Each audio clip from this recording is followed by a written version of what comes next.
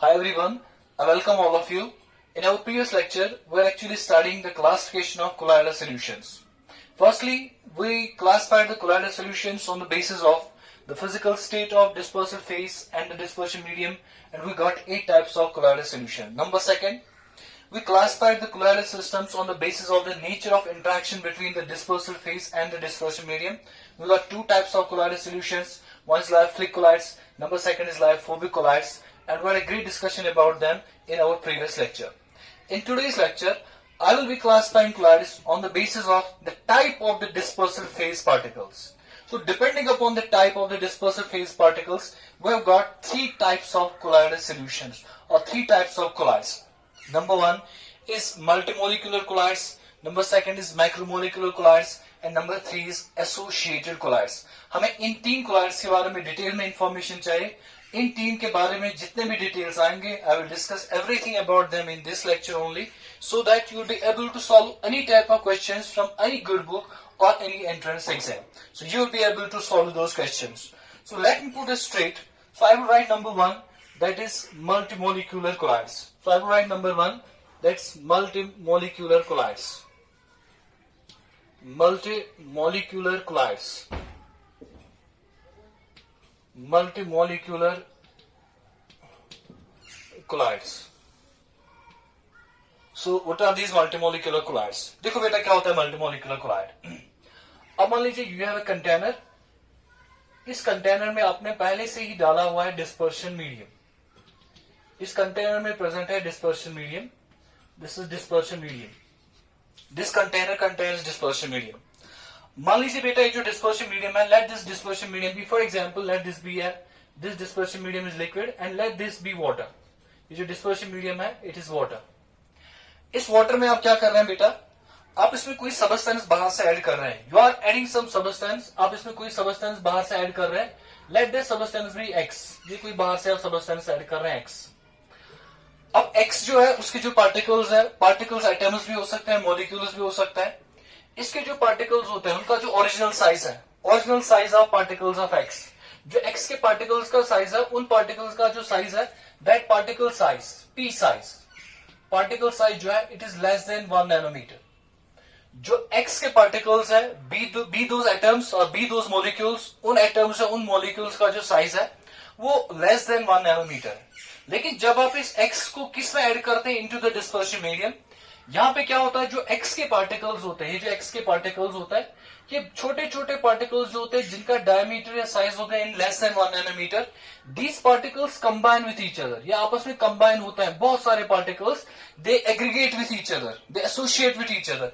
एक दूसरे के साथ एग्रीगेट होकर कंबाइन होकर वो एक बड़ा पार्टिकल बनाता है. और इन पार्टिकल्स का जो साइज होगा, तब इन पार्टिकल्स का जो साइज होगा, it will fall in the colloidal range, that is 1 nanometer to 1000 nanometer. अगर ऐसे कोई कोलाइडल सॉल्यूशन बनेगा जिसमें ओरिजिनली जो पार्टिकल्स का, एटम्स या मॉलिक्यूल्स का जो साइज होगा, it is less than 1 nanometer, but as soon as you dissolve it in a dispersion medium and you prepare its colloidal solution by any means, किसी भी मींस से बनाओ उसका कोलाइडल सॉल्यूशन, उस कोलाइडल पार्टिकल, यहां पे जो पार्टिकल्स होंगे वो आपस में कंबाइन होंगे, बहुत सारे पार्टिकल्स आपस में कंबाइन होंगे, they aggregate to form bigger particles. वो जो बिगर पार्टिकल्स होंगे उनका जो साइज होगा, it will fall in the colloidal range. You call such colloids as multimolecular collides.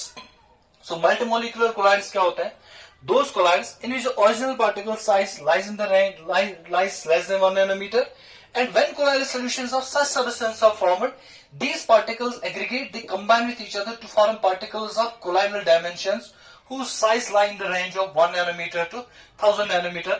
Such colloids are termed as multimolecular colloids. ये जो colloids होते हैं multimolecular colloids, इसमें आप एग्जाम्पल ले सकते हैं बेटा. एग्जाम्पल क्या ले सकते हैं, आप ले सकते हैं सल्फर सॉल्ट. सल्फर सॉल्ट, अगर आप सल्फर का कोलाइडल सॉल्यूशन बनाएंगे, जो सल्फर का कोलाइडल सॉल्यूशन होता है, सल्फर सॉल्ट, इसको सॉल्ट लिखना है, सॉल्यूशन नहीं है बेटा. सल्फर सॉल्ट जब आप बनाएंगे सल्फर का कोलाइडल सॉल्यूशन, ये सल्फर का कोलाइडल सॉल्यूशन क्या होता है, उसमें जो सल्फर होगा, सल्फर के जो मॉलिक्यूल्स होता है, एसिड मॉलिक्यूल्स, वो एसिड मॉलिक्यूल्स इस डिस्पर्शन मीडियम में जाता है and number of acid molecules combine, they form bigger particles जिनका साइज इस रेंज में आ जाता है. So we call this sulfur salt as a multimolecular colloid. Similarly, we can take gold salt. जो गोल्ड सॉल्ट होता है it is also a multimolecular colloid, इसको बोलते हैं बेटा multimolecular colloid. And one thing you must remember is that ये जो colloids होते हैं multimolecular colloids, these multimolecular colloids are there, अगर आपको याद होगा we had written two types of colloids, lyophilic and lyophobic collides.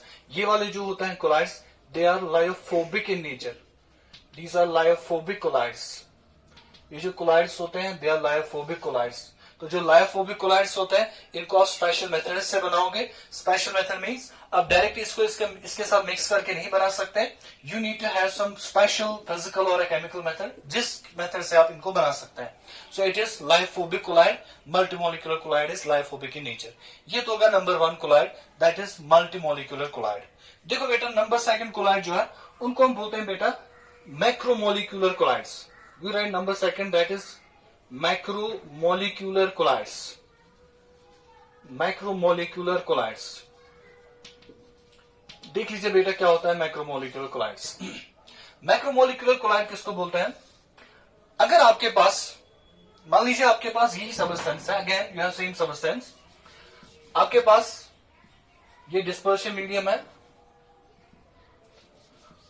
देखो बेटा मल्टीमोलिकुलर मैक्रोमोलिकुलर कोलाइड्स में क्या करना है, आपके पास सबस्टेंस है बेटा एक्स, यह सम सबस्टेंस एक्स, आपने इस सबस्टेंस को डिसॉल्व किया in a dispersion medium, let this X be starch. ये जो एक्स है बेटा it is starch, X is starch. अगर एक्स स्टार्च है, ये स्टार्च को आप क्या करोगे, इसको आप डिस्पर्शन मीडियम में डिसॉल्व करोगे, वाटर में डिसॉल्व करोगे। When you dissolve water in the dispersion medium, तब क्या होगा, जैसे आप इस वाटर को डिस्पर्शन मीडियम में डालोगे, जो ये स्टार्च है, स्टार्च में जो पार्टिकल्स है, उन पार्टिकल्स या मॉलिक्यूल्स का जो साइज है वो बहुत ज्यादा है, दे आर पॉलीमर्स, इनका हाई मॉलिक्यूलर मास होता है। इसमें जो एक पार्टिकल होगा, स्टार्च का जो एक पार्टिकल होगा, उस पार्टिकल का जो साइज होगा वो साइज पहले से ही फॉल करता है इनटू द कोलाइडल रेंज। इसमें जो पार्टिकल है, इन पार्टिकल्स का जो साइज होगा, वो पार्टिकल्स का जो साइज है वो पहले से ही फॉल करता है इन द कोलाइडल रेंज। आपको इनमें एग्रीगेशन नहीं करना है, without any aggregation the particles of this stars they already lie in the colloidal range. इनका जो साइज होगा it will range in the किसमें 1 नैनोमीटर टू 1000 नैनोमीटर में इनका डायमीटर रेंज होगा। तो अगर ऐसे कोई कोलाइड बनेगा जिसमें आप डिसॉल्व करोगे, मिक्स करोगे into the dispersion medium, dispersal phase को, और उसमें जो पार्टिकल्स होंगे उन पार्टिकल्स का जो साइज होगा वो पहले से ही किस रेंज में आएगा, इनटू द कोलाइडल रेंज, तब आप ऐसे कोलाइड को बोलते हैं it is termed as a macromolecular colloid. ये जो मैक्रोमोलिक्यूलर कोलाइड्स होते हैं दे आर जनरली, इनका याद रख लेना बेटा, they are generally polymers, they are generally polymers of high molecular masses, high molecular masses, they are generally polymers of high molecular masses। ये polymers होते हैं जिनका molecular mass high होता है, तो these are macromolecular colloids। इसमें आप example क्या ले सकते हैं, फॉर एग्जाम्पल आप ले सकते हैं natural polymers, for example you can take starch, you can take proteins, you can take enzymes, you can take cellulose etc। ये हमारे पास है। अगर आप इनके कोलाइडल सॉल्यूशंस बनाओगे, those colloidal solutions are macromolecular colloids, ना उनमें एसोसिएशन होगा, कुछ नहीं होगा, उनके पार्टिकल्स का जो साइज होगा वो पहले से ही कोलाइडल रेंज में फॉल करेगा। Likewise you can take polyethylene, you can take polystyrene, that's man-made polymers, polystyrene, you can take nylon, you can take synthetic rubber, इनके जो कोलाइडल सॉल्यूशंस होते हैं, those colloidal solutions are macromolecular type of colloids। इनके लिए point एक बेटा याद रख लेना नोट करके, you must note a point in this macromolecular colloids, note क्या पॉइंट बेटा याद रखना है, इसमें जो मैक्रोमोलिकुलर कोलाइड्स होते हैं दे आर हाईली स्टेबल। ये क्या करते हैं, ये रिजेंबल करते हैं ट्रू सॉल्यूशंस को in many respects, preferentially with respect to their stability. So you write, ये जो मैक्रोमोलिकुलर कोलाइड्स होते हैं these resemble true solutions, these resemble true solutions in many respects, true solutions in many respects.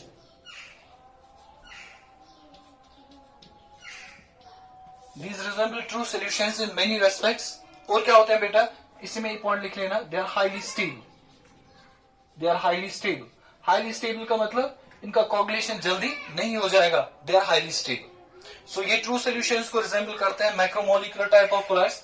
मल्टीमोलिकुलर colloids true solutions को resemble नहीं करते हैं, और ये जब रिजेंबल करते हैं ट्रू सॉल्यूशंस को, ट्रू सॉल्यूशंस के बारे में आपको पता है, they are highly stable and these resemble true solutions in many respects and one of the main aspects is stability. These are highly stable which means they are difficult to coagulate, सबसे ज्यादा difficult.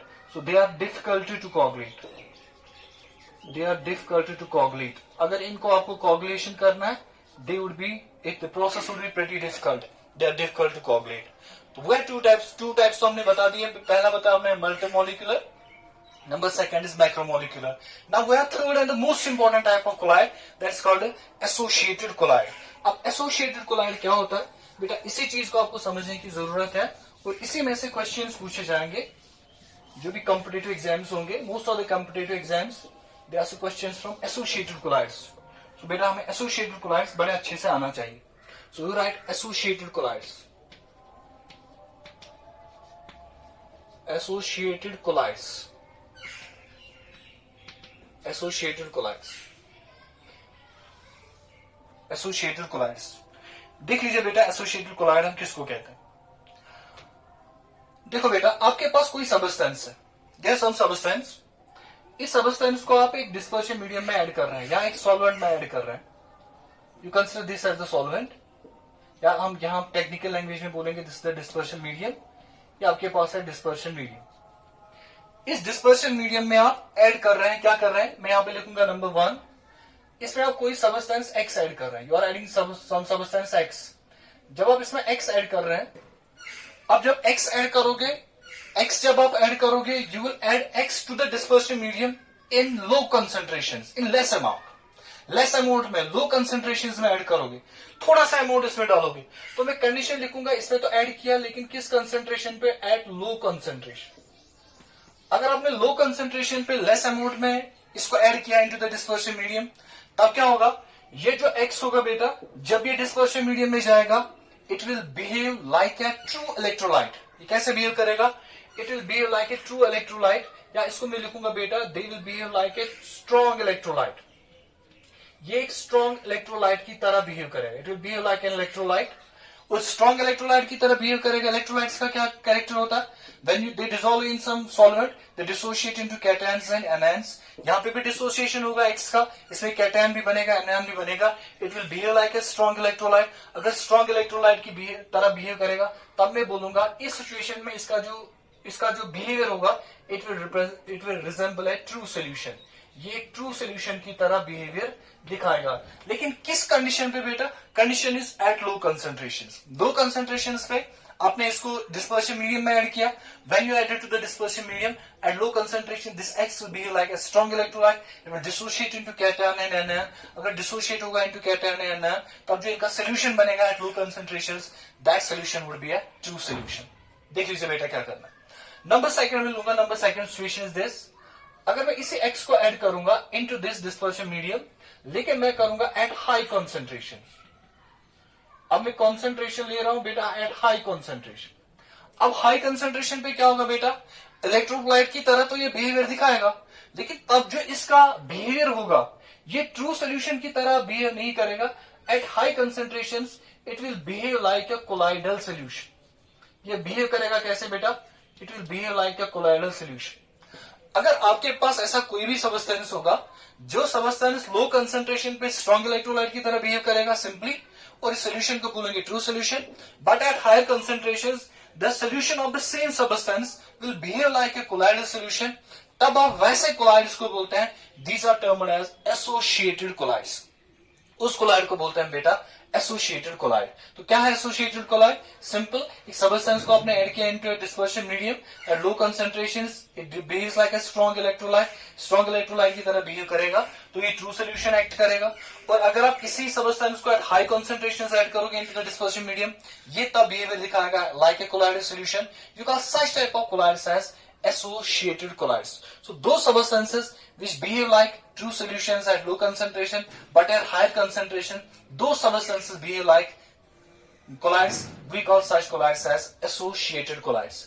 अब देखो बेटा, ये जो associated colloids होता है, associated colloids से इसको हमें समझना है.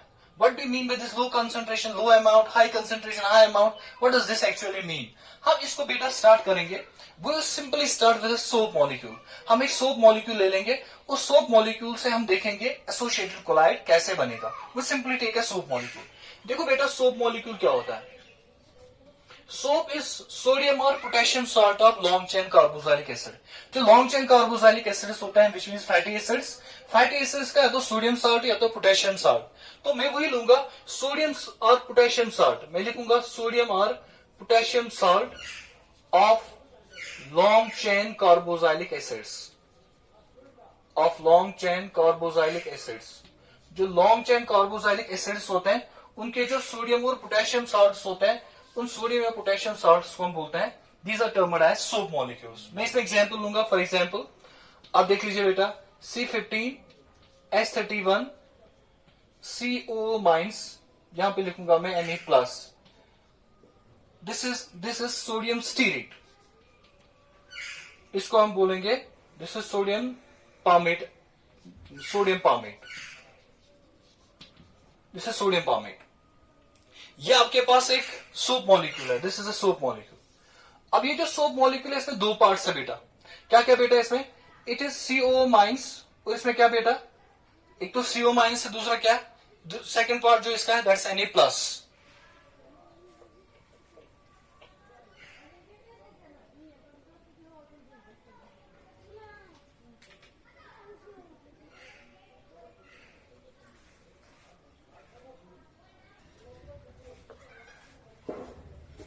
सो ये बेटा हमारे पास दिस इज सोडियम पामेट. इस सोडियम पामेट में आप देखो बेटा, ये जो है CO minus and Na plus. अगर मैं इस पूरे मॉलिक्यूल को देखूं, इस पूरे मॉलिक्यूल में आप देखो, it has two parts. One is anionic part, another is cationic part. मैं इसके दो पार्ट्स करूंगा अलग अलग से.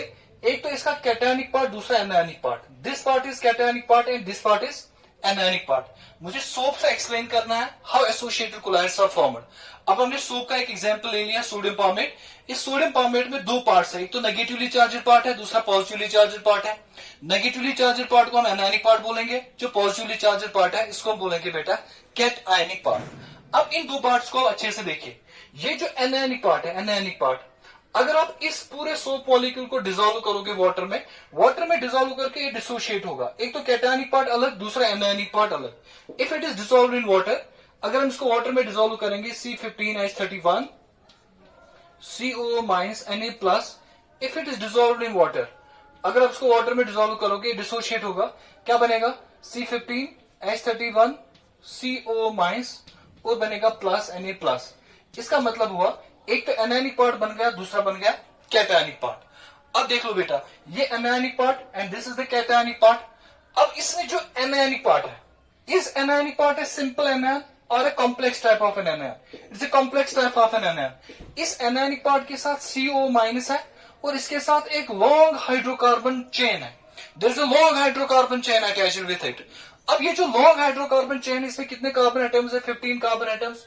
मैं इनको ऐसे दिखाऊंगा, 1 2 3 4 5 6 7 8 9 10 11 12 13 14. This is 15. यहां पे प्रेजेंट है C डबल बॉन्ड O. यहां पे प्रेजेंट है बेटा O minus. This O minus. और इनके साथ हाइड्रोजन भी अटैच होंगे, CH3 H2 यहां पर भी लिखेंगे H2. There is a long hydrocarbon tail attached to the anionic part of the soap molecule. जो सोप मॉलिक्यूल का एनायनिक पार्ट है, उसमें एक लॉन्ग हाइड्रोकार्बन टेल अटैच है. There is a long hydrocarbon tail attached to the soap anion part of the soap molecule. और इसका जो ये वाला ग्रुप है, this group carries negative charge. इसमें नेगेटिव चार्ज है. This negative charge is delocalize. ये नेगेटिव चार्ज डीलोकलाइज हो सकता है, ये यहां से यहां जा सकता है. दिस इसका रेजोनेंस होगा, ये यहां पे यहां जा सकता है. This is resonance stabilized anion part of the molecule. अब देखो बेटा क्या है, ये वाला जो पूरा मॉलिक्यूल है, इस पूरे मॉलिक्यूल में जो ये वाला पार्ट है, दिस पार्ट, ये hydrocarbon part, this part is completely non polar. जो हाइड्रोकार्बन्स होते हैं दे आर नॉन पोलर। और ये वाला पार्ट जो होगा इसको हम लिखेंगे बेटा this is non polar part. Anion का ये जो पार्ट है दिस इज नॉन पोलर। और इसमें जो हेड ग्रुप है, हेड ग्रुप पे directly there is a negative charge. इस हेड वाले ग्रुप पे नेगेटिव चार्ज है। If head group carries negative charge which means ये वाला जो पार्ट होगा this part of the molecule this is polar. ये वाला जो पार्ट है दिस इज पोलर। ये पार्ट इसका नॉन पोलर है और ये वाला जो पार्ट है दिस इज पोलर। अगर ये पार्ट नॉन पोलर है, जो वाटर होता है वाटर इटसेल्फ इज पोलर। अगर ये पार्ट नॉन पोलर है, नॉन पोलर मीन्स ये वाटर में डिजोल्व नहीं होगा। अगर वाटर में डिजोल्व नहीं होगा इसको मैं बोल सकता है इट इज हाइड्रोफोबिक। इसको हम बोलेंगे बेटा हाइड्रोफोबिक। ये नॉन पोलर है, इसको बोलेंगे हम इट इज हाइड्रोफोबिक। ये वाला जो पार्ट होगा it is hydrophobic. Hydrophobic refers to it is insoluble in water. We write it is water insoluble. ये जो पूरा टेल है यहां से यहां तक, ये जो कंप्लीट टेल होगा वाटर में डिसॉल्व नहीं होगा, इट्स हाइड्रोफोबिक। यहां पे देख लो ये जो इसका पोलर है इसको हम बोलते हैं बेटा पोलर हेड। इसको हम बोलते हैं पोलर हेड, इसको बोलते हैं नॉन पोलर टेल। ये टेल पार्ट इस एनायन का, ये एनायन का हेड पार्ट, इसको बोलते हैं पोलर हेड। जो पोलर हेड है इट कैरीज चार्ज। जो वाटर होता है वो भी डाइपोल की तरह डाइपोल ही होता है। Water is dipole, this is polar. इस पोलर पार्ट और वाटर के बीच में there will be ion dipole interaction force. इसलिए मैं बोलूंगा this part of the molecule it will interact with water. अगर वाटर के साथ इंटरेक्शन करेगा this part would be hydrophilic. ये वाला पार्ट जो होगा बेटा, ये वाला पार्ट इसमें होगा hydrophilic. So this part is hydrophobic, this is hydrophilic. ये पार्ट क्या करेगा, it does not interact with water, but ये वाटर के साथ इंटरेक्शन करेगा, it will interact with water. Water के साथ इंटरेक्शन करेगा। अब देखो बेटा क्या है, इस सोप मॉलिक्यूल में और एक पार्ट है that is cationic part. Cationic part पे चार्ज है, ये चार्ज है, ये पोलर है, ये वाटर के साथ इंटरेक्शन करेगा। जब ये वाटर में जाएगा इसका सॉल्वेशन होगा, सॉल्वेशन की वजह से कैटायनिक पार्ट स्टेबल होगा। अब देख लो बेटा, ये जो इसमें एनायनिक पार्ट है ये पूरा ये long tail part of anion, जो एनायन का ये लॉन्ग टेल पार्ट है, इस लॉन्ग टेल पार्ट को हम ऐसे दिखाते हैं बाय मीन्स ऑफ ऐसे जिगजैग लाइन से दिखाओ या वेवी लाइन से दिखाओ, ऐसे दिखाएंगे हम। फिर हम यहाँ पे दिखाएंगे इसको हेड ग्रुप। ये वाला जो ग्रुप है जिसपे चार्ज है इसको बोलते हैं हेड ग्रुप। और ये हेड ग्रुप पे हम दिखाएंगे बेटा नेगेटिव चार्ज। और आई will represent it like this, और मैं ऐसे भी दिखा सकता हूँ इसको। आई will represent this hydrocarbon part by wavy lines, something like this. इसको बेटा वीवी लाइन से रिप्रेजेंट करूंगा ऐसे, दिस इज वीवी लाइन। और यहां पे दिखाऊंगा head part carries negative charge. लेकिन इस हेड पार्ट के साथ there will be a positive charge, इसके साथ Na+ अटैच होगा और इसके साथ भी बेटा होगा Na+ attach. So this is the representation of a soap molecule. ये सोप मॉलिक्यूल का रिप्रेजेंटेशन है, ये सोप मॉलिक्यूल का रिप्रेजेंटेशन है। अब देखो बेटा क्या है, मैं वाटर लूंगा एज ए डिस्पर्शन मीडियम। उस डिस्पर्शन मीडियम में मैं सोप ऐड करूंगा। When we add soap to the water, water acts as a dispersion medium. मैं इसको लेस अमाउंट में ऐड करूंगा। लेस अमाउंट में कैसा बिहेवियर दिखाएगा, मैं इसका अमाउंट इंक्रीज करूंगा। जब अमाउंट इंक्रीज करेंगे इसका बिहेवियर कैसा होगा, इस चीज को हमें समझने की जरूरत है, so that we may easily understand what does an associated colloid mean. अब देख लीजिए बेटा क्या करना है हमें। अगर हम लेंगे लो कंसंट्रेशन पे, देख लो बेटा हमने ये लिया है, दिस इज वाटर। ये हमने वाटर लिया हुआ है, ये हमने वाटर लिया हुआ, this is dispersion medium, DM dispersion medium. अब डिस्पर्शन मीडियम में क्या कर रहे हैं आप बेटा, आप सोप ऐड कर रहे हैं इसमें। जब आप इसमें सोप ऐड करोगे इन less amount at low concentration, बिल्कुल लेस अमाउंट में आप सोप ऐड करोगे। जब आप सोप ऐड करोगे इस वाटर में, ये सोप क्या होगा, डिसोशिएट होगा इनटू कैटायन एंड एनायन। ये जो कैटायनिक पार्ट होगा ये वाटर के साथ इंटरेक्शन करेगा, आयन डाइपोल इंटरेक्शन करेगा, ये वाटर में जाएगा, इसकी सॉल्वेशन होगी, स्टेबल बनेगा।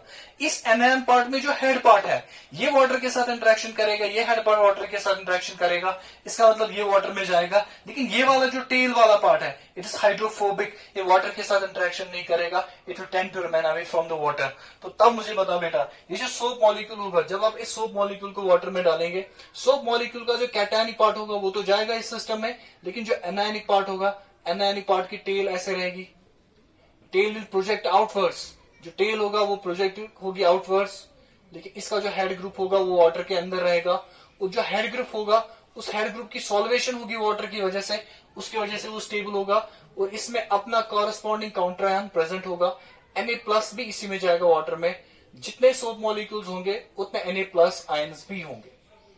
दिस Na+, टोटल में ये जो सोल्यूशन बनेगा इट इज इलेक्ट्रिकली न्यूट्रल, जितना पॉजिटिव चार्ज उतना नेगेटिव चार्ज। लेकिन इसके जो टेल पार्ट्स होंगे, सोप मॉलिक्यूल के tail parts will remain away from on the surface, away from the surface of the water, but this will happen at low concentrations. इसको मैं लिखूंगा at low concentration, हमने पहले भी बोला था लो कंसंट्रेशन पे it will behave like a strong electrolyte.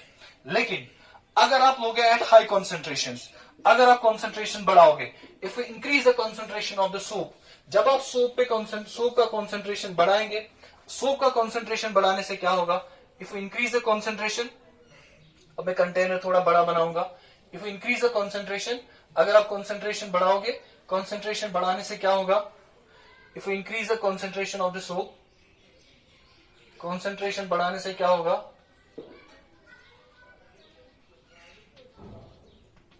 अब इमेजिन करो बेटा, जो कैटायनिक पार्ट है वो तो इस वाटर में ही प्रेजेंट है, उसको बार बार दिखाने की जरूरत नहीं है, अब फोकस करो सिर्फ एनायनिक पार्ट पे।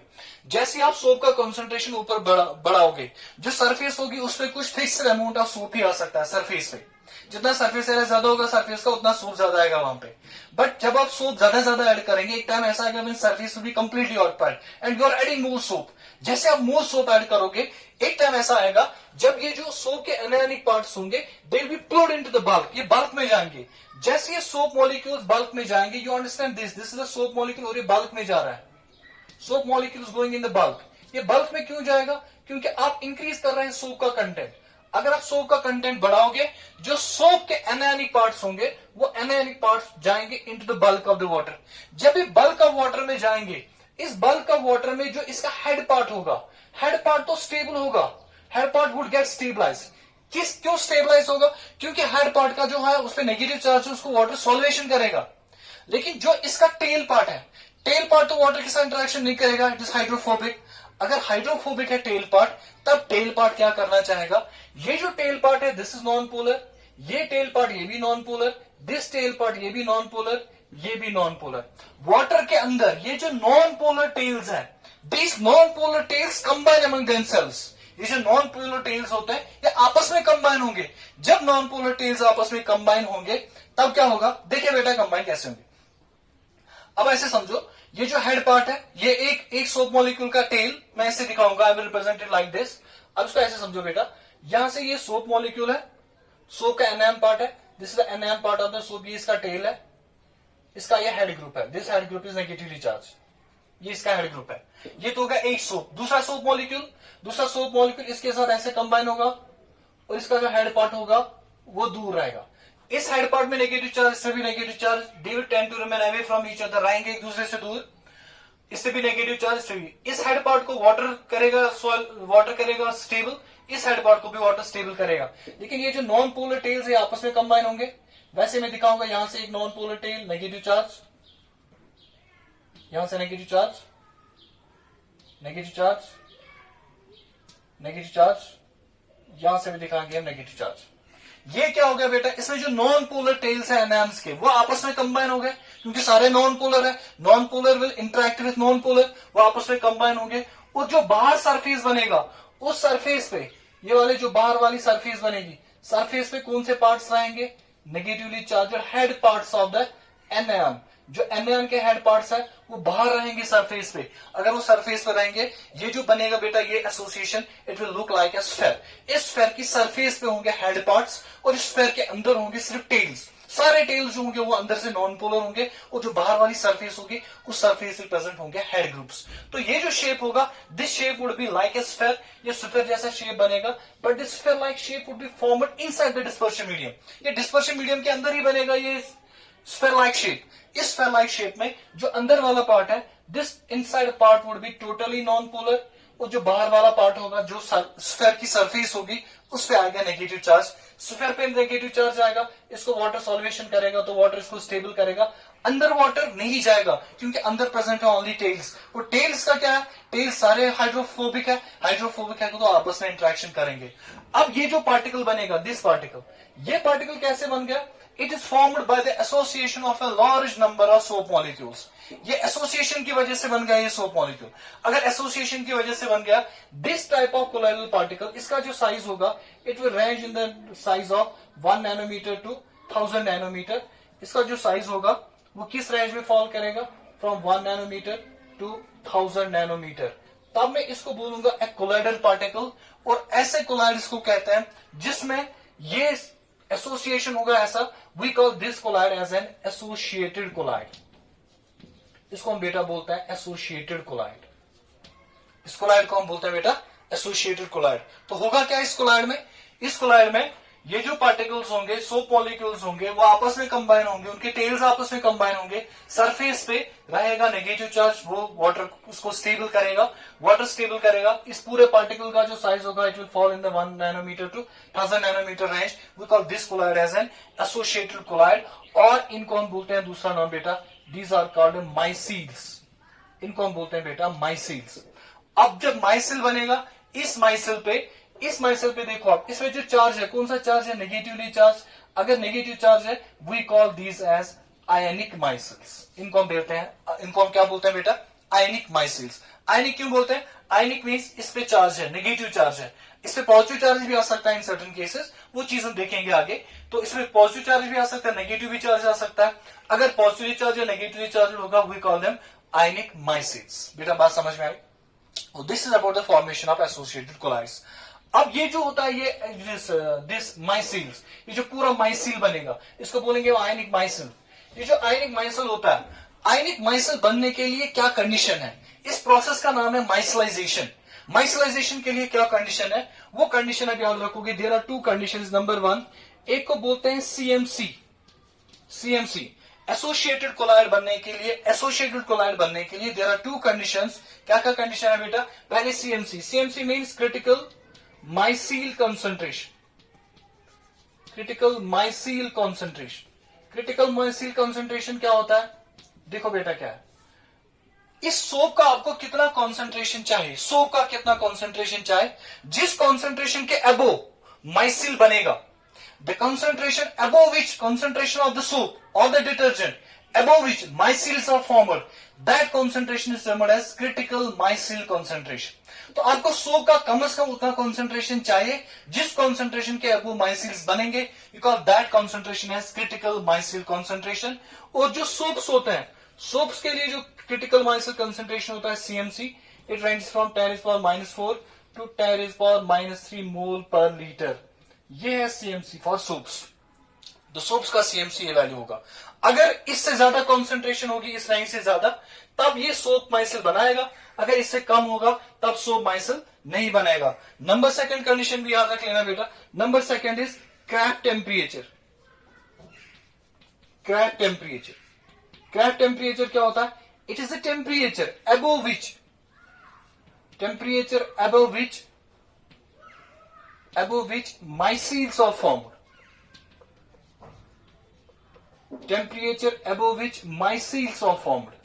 जिस टेम्परेचर के अबव माइसिल्स बनेंगे, that temperature is termed as crack temperature. These are the 2 questions which have been asked in entrance exams. Number 1, CMC बताइए क्या होता है? ये वो कंसंट्रेशन होता है सोप या डिटर्जेंट का जिस कंसंट्रेशन के ऊपर माइसिल्स बनेंगे, you call that CMC. Crack temperature क्या होता है? वो टेम्परेचर जिस टेम्परेचर के अबव माइसिल्स बनेंगे, that temperature is termed as crack temperature. So 2 conditions का फिट होना इंपॉर्टेंट है for the formation of an associated colloid. तो ये तो बन गया एसोसिएटेड कोलाइड। एसोसिएटेड कोलाइड में ये जो माइसिल बनेगा, इस पे चार्ज भी हो सकता है, नेगेटिव और पॉजिटिव चार्ज। अगर नेगेटिव बनेगा दैट इज नेगेटिवली चार्ज माइसिल, अगर पॉजिटिव बनेगा तो पॉजिटिवली चार्ज माइसिल। अब हम देखते हैं नेगेटिवली चार्ज माइसिल कब बनेगा, पॉजिटिव, उसके लिए कंडीशंस हम देखेंगे। बट नॉर्मली जब भी सीएमसी आप लोगे बेटा, सीएमसी पे, सीएमसी जब आप कॉन्सेंट्रेशन लोगे इससे ज्यादा, मीन सीएमसी से ज्यादा अगर कॉन्सेंट्रेशन होगा, when the concentration is above CMC, जो माइसिल होगा, a micelle contains at least 100 soap molecules. A micelle contains almost, इसमें कितने होते हैं बेटा? almost 100 soap molecules. जो माइसिल्स होंगे उसमें होंगे 100 सोप मॉलिक्यूल्स। टेक्स्ट में बेटा एक जगह पॉइंट लिखा है, इसको याद रख लेना। माइसिल में ऑलमोस्ट होता है 100 सोप मॉलिक्यूल्स, एक पॉइंट याद रख लेना। अब देखो बेटा क्या, अब अगर हमें ये चीज समझना है, क्या इस माइसिल पे ऑलवेज नेगेटिव चार्ज हो गया, पॉजिटिव चार्ज, इस चीज को हम बेटा समझ लेते हैं थोड़ा सा। अब मुझे बताओ बेटा पहले, इस अगर आप जब आप एसोसिएशन करते हैं, एसोसिएशन जब हम करते हैं, एसोसिएशन किसका होता है? क्या एसोसिएशन कैटायनिक पार्ट का होगा? देखो इस सोप में 2 पार्ट्स है, एक तो कैटायनिक पार्ट है, दूसरा एनायनिक पार्ट है। क्या कैटायनिक पार्ट का एसोसिएशन होगा या एनायनिक पार्ट का एसोसिएशन होगा? इसके लिए शॉर्टकट याद रख लेना। जिस पार्ट के साथ हाइड्रोकार्बन टेल अटैच होगा, अगर hydrocarbon tail negatively charge part के साथ अटैच है, जैसे यहां पे hydrocarbon tail is attach to the negative part of the molecule, negative part of the particle, तब जो नेगेटिवली चार्ज पार्टिकल होगा वही एसोसिएट होगा आपस में और नेगेटिवली चार्ज सॉल्व ही बनेगा। अगर hydrocarbon tail positively charge part के साथ होगा तब पॉजिटिवली चार्ज पार्ट एसोसिएट होगा, तब जो कोलाइडल पार्टिकल बनेगा, माइसिल बनेगा, एसोसिएटेड कोलाइड बनेगा, उसका जो चार्ज होगा that charge would B positive charge. इसको याद रखेंगे आप। अब सोप्स में क्या बेटा, जो सोप्स होते हैं, सोप्स ऑलवेज होते हैं पोटेशियम और सोडियम साल्ट्स। पोटेशियम या सोडियम साल्ट मीन या तो K+ होगा या तो Na+ होगा। इसका मतलब जो अल्काइल पार्ट होगा, alkyl part is associated with negatively charge part. इसका मतलब ये हुआ जो सोप होंगे, सोप्स ऑलवेज फॉर्म क्या बनाएंगे, ऑलवेज नेगेटिवली चार्जड माइसिल्स। जो सोप्स होंगे वो ऑलवेज क्या बनाएंगे बेटा, नेगेटिवली चार्जड माइसिल्स। देख लीजिए क्यों। ये जो सोप मॉलिक्यूल है इसका जो ये अल्काइल पार्ट है, ये वाला hydrocarbon part, it will always be associated with the negatively charged part. इसका मतलब है जब ये एसोसिएट होंगे आपस में तो जो माइसिल बनेगा उसका चार्ज भी क्या बनेगा, नेगेटिव। तो सोप्स जो बनाएंगे micelles, they are always negatively charged micelles. Number 1 point. Number 2, अगर आपके पास डिटर्जेंट है, डिटर्जेंट का क्या है, क्या डिटर्जेंट बनेगा पॉजिटिवली चार्ज माइसिल या नेगेटिवली चार्ज माइसिल। डिटर्जेंट में याद रखना, डिटर्जेंट में जो ये अल्काइल पार्ट होगा, हाइड्रोकार्बन पार्ट होगा, it is either associated to positively charge in some detergents and in some detergents it is attached to negatively charge part of the molecule. तो detergents में बताऊंगा they can form both positively as well as negatively charged micelles। जो detergents होंगे वो positively charged माइसिल्स भी बना सकते हैं, वो नेगेटिवली चार्जड माइसिल्स भी बना सकते हैं। Which molecules, detergents. For example मैं इसमें एक एग्जाम्पल दूंगा। For example we will take sodium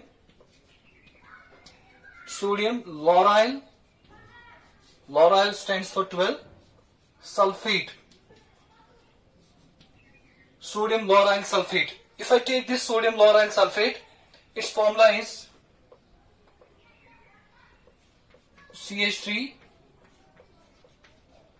CH211, इसके साथ SO4 -2, यहां पे लिखेंगे हम Na+, SO4 -1, यहां से लिखेंगे हम Na+। अब देखो बेटा क्या है, this is termed as sodium lauryl sulphate. इस सोडियम लॉराइल सल्फेट में देखो आप, इसमें एक पार्ट यहां से cationic part, this is positively charge part, ये वाला पार्ट कौन सा है, एनायनिक पार्ट।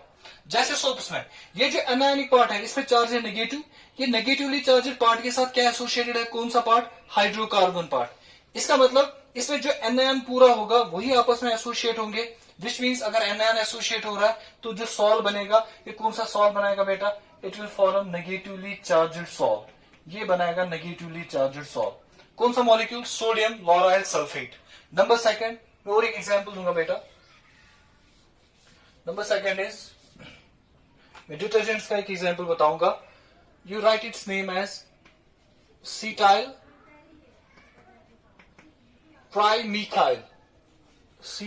ट्राइमीथाइल,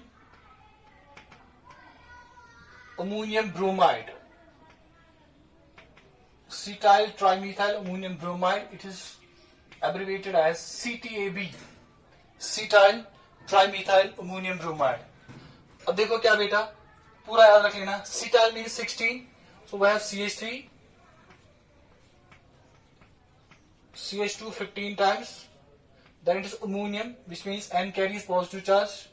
इसे लिखा है ट्राइमीथाइल, ट्राइमीथाइल मीन्स यहां पे होगा CH3 3 टाइम्स, और यहां से लिखा है Br-।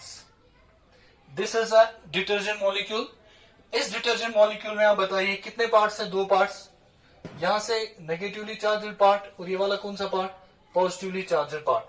अब बताया, अगर इसमें अल्काइल पार्ट देखेंगे आप, हाइड्रोकार्बन पार्ट जो टेल पार्ट है वो किसके साथ एसोसिएटेड है, the tail part of the molecule is associated with positively charged part, which means ये जो सॉल्व बनाएगा it will form A positively charged solve. इसमें पॉजिटिवली चार्ज जो पार्ट होगा वही एसोसिएट होगा और ये कौन सा सॉल्ट बनाएगा, positively charged salt, it is cetyl trimethyl ammonium bromide. So soaps में क्या है, soaps always form negatively charged micelles, लेकिन जो डिटर्जेंट्स होते हैं, detergents can form both positively as well as negatively charged micelles depending on whether the alkyl part or the hydrocarbon part is attached to the positively part of the charged part of the molecule or the negatively charged part of the molecule। तो इसको बेटा याद रखने की जरूरत है, इनको बोलते हैं बेटा एसोसिएटेड कोलाइड्स। अब देखो बेटा हमें और एक पॉइंट क्या चीज सीखना है, क्लीनेजिंग एक्शन ऑफ सोप्स। जो सोप्स और डिटर्जेंट्स होते हैं उनका क्लीनेजिंग एक्शन कैसे होता है। So we write cleansing action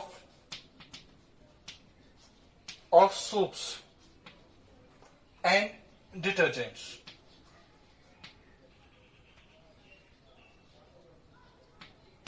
क्लीनेजिंग action of soaps and detergents, इस चीज को बेटा गौर से थोड़ा देख लेना, क्लीनेजिंग एक्शन कैसे होता है सोप्स एंड डिटर्जेंट्स का।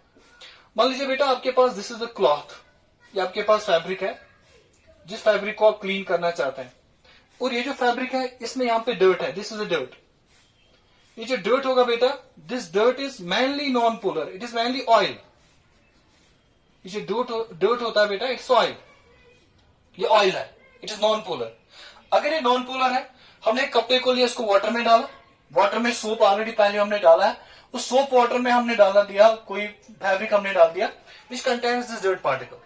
अब जो सोप होगा ये खुद नॉन पोलर है, सोप का डिटर्जेंट का कौन सा पार्ट इसके साथ इंटरेक्शन करेगा, non polar part. Non polar part for example if it is soap, अगर ये सोप होगा तब सोप का जो एनायन पार्ट होगा, उस एनायन पार्ट में जो टेल होगा वो टेल इसके साथ कंबाइन होगा। जब वो टेल इसके साथ कंबाइन होगा वो इसके साथ इंटरेक्शन करेगा, टेल ऐसे टेल इंटरेक्शन करेगा और टेल का ये रहेगा हेड पार्ट। आपको एज्यूम करना है कि जो फैब्रिक है आपके पास, it is in the water, उसमें सोप भी प्रेजेंट है। सोप का जो टेल पार्ट होगा वो टेल पार्ट इसके साथ इंटरेक्शन करेगा, तो ऐसे इंटरेक्शन करेगा। जब सोप का टेल पार्ट इसके साथ इंटरेक्शन करेगा, जैसे इंटरेक्शन करेगा ये क्या करेगा, सोप मॉलिक्यूल इस डर्ट पार्टिकल को बाहर निकालेगा। हम क्या करते हैं, हम एजिटेशन करते हैं वॉशिंग मशीन में, या ऐसे आप हाथ से एजिटेट कर लो। जब आप एजिटेट करते हो सोप वाटर को, उससे क्या होगा, ये जो पार्टिकल होगा डर्ट पार्टिकल, ब्रेक्स, ये ब्रेक होता है। जब मैं यहाँ पे एक पार्टिकल की बात कर रहा हूं, मान लो ये कोई बड़ा पार्टिकल है, जब आप एजिटेशन करते हो वॉशिंग मशीन में तो ये ब्रेक होता है। जब ये ब्रेक होता है तो ये डिस्पर्स हो जाता है सोप सोल्यूशन में। जब ये सोप सोल्यूशन में डिस्पर्स होता है तो it forms an emulsion, emulsion बनाएगा वहां पे। अब एक पार्टिकल पे फोकस करें, ये एक पार्टिकल है। अब धीरे धीरे क्या होगा बेटा, इसमें ये जो पार्टिकल होगा ये इस फैब्रिक से बाहर आएगा, ये इस फैब्रिक से थोड़ा बाहर आएगा। मान लीजिए बेटा यहां पे आ गया, दिस इज द फैब्रिक। अब ये फैब्रिक से बाहर आ गया ये सोप मॉलिक्यूल्स, अभी यहां तक आ गए, these are soap molecules. Soap molecules के जो हेड ग्रुप्स है उन पे चार्ज है नेगेटिव। अब ये तो बाहर आ गया। अब अगर आप उसके बाद देखेंगे, जैसे क्लीनेजिंग एक्शन होगा, जैसे ज्यादा ज्यादा सोप इसके कांटेक्ट में आएगा, जब ज्यादा ज्यादा सोप कांटेक्ट में आएगा, एक टाइम ऐसा आएगा when it will be completely detached from the fabric. जब ये इस क्लॉथ से पूरा डिटैच होगा, और डिटैच होके ये क्या करेगा, डिटैच होके ये एक कंप्लीट माइसिल बनेगा। तो जब ये पूरा माइसिल बनेगा तब जो सोप के टेल पार्ट्स होंगे वो इसके साथ कंबाइन होंगे। These are the tail parts of the soap. इन टेल पार्ट्स के जो हेड ग्रुप्स होंगे, इन हेड ग्रुप्स पे जो चार्ज होगा that charge would be negative charge, and this results into the formation of a micelle. और इस माइसिल का जो कोर होगा, इस कोर में आ जाएगा बेटा डर्ट पार्टिकल। और जब आप क्लॉथ को रिंस करोगे, as soon as you rinse it, rinse करने के समय क्या होगा, ये जो माइसिल होगा पूरा बाहर निकलेगा। Micelle is removed with the dirt particle. That's how soaps and detergents clean a cloth. Soaps और डिटर्जेंट्स कैसे करते हैं क्लीनिंग एक्शन, जो वहां पे डर्ट होता है उस डर्ट को वो क्या करते हैं, वो उसके साथ कंबाइन होता है, उसके जो हाइड्रोकार्बन पार्ट्स होते हैं वो कंबाइन होते हैं, कंबाइन होकर वो माइसिल्स बनाते हैं। जब आप माइसिल फिर जहां पे माइसिल बन गए, जब आप उस कपड़े को फिर वॉश करते हैं, वाटर से वॉश करते हैं, रिंस करते हैं, तो this micelle is removed as such, but it takes away with it dirt particle.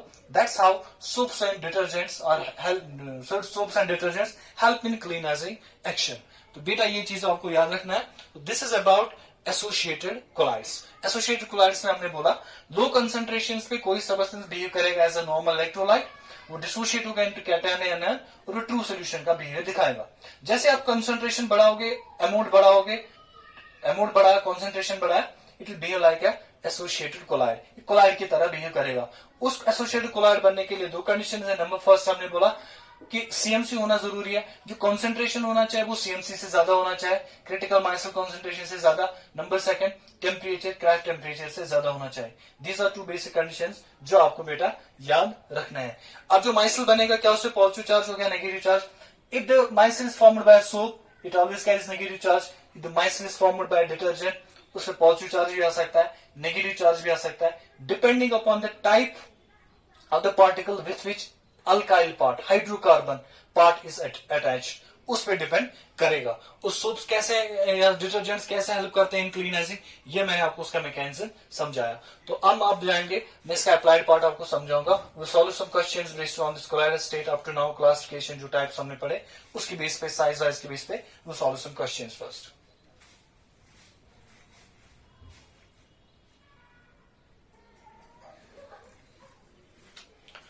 देखिए बेटा, वो हैव सम क्वेश्चंस सॉल्व, और हम क्वेश्चंस क्या देखेंगे बेटा। नंबर वन क्वेश्चन इज, जो गोल्ड सॉल है, गोल्ड सॉल इज नॉट, जो गोल्ड का सॉल होता है वो क्या नहीं है, वो हमें क्वेश्चन है।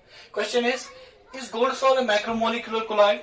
मैंने पहले ही बोला था जो मैक्रोमोलिकुलर कोलाइड्स होते हैं, मैक्रोमोलिकुलर कोलाइड्स में पॉलीमर्स आते हैं, और गोल्ड होता है इट्स नॉट ए पॉलीमर।